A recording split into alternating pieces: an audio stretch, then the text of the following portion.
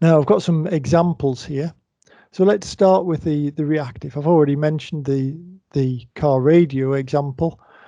If you've got something that's not going to stop your car from running, like a headlamp bulb, I don't think anybody goes around and replaces all the bulbs on their car every 5 years.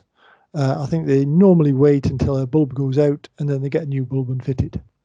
It's purely reactive maintenance. One bulb out, it's a minor inconvenience, but you can still drive the car, no problem. If you then move along to preventive or predictive, where this area where you've got a low cost of repair, but it's critical. Now, what might that be? Well, a fairly trivial example, I suppose, is the fuel. If you don't have any fuel in your car, it's not going to go anymore. So that is very quickly a critical item. It's also something you've got a fuel gauge. So generally people do it on a predictive maintenance basis. I'm running out of fuel, I'll go and fill up. However, if you know that you've got to travel across a desert or across a long area where everything's closed, yeah, maybe in the current processes, I think most fuel stations are staying open, but you never know. The whole idea that you've got to travel a long way, you can actually put a preventive measure in there and fill up, even though you've still got half a tank, because you know it's a long way to the next place. So basically, if it's critical, you will be either preventive or predictive maintenance. You're not going to keep driving until the car stops and then go walk to the nearest garage with a can of fuel. Your maintenance process has gone badly wrong if that happens. And I guess in the marine world, that's even worse because you're stuck out at sea.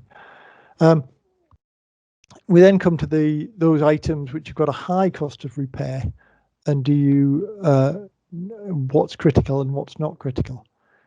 If you're talking about something like an air conditioner or a roof on a cabrio, they are expensive to repair, but they're non-critical.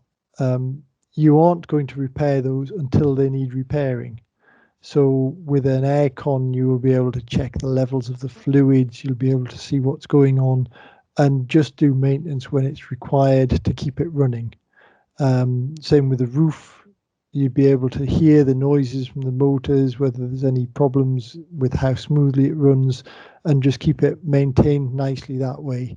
You're never going to do predictive maintenance on those because they're not a part of the thing that gets you from A to B. They're just something that helps your comfort. However, when you get into critical items like the oil system, like the brake system, they are a little bit more important. You can't afford for the brakes to go wrong on a car, because if they go wrong while you're driving, you're in big trouble.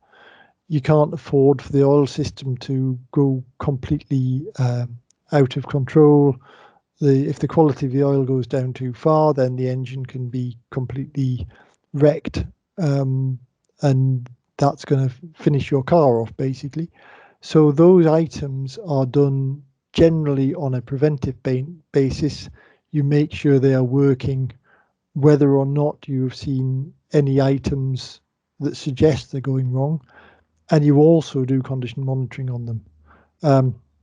You would never do condition-based maintenance on the oil. You wouldn't wait until the oil light came on to change the oil.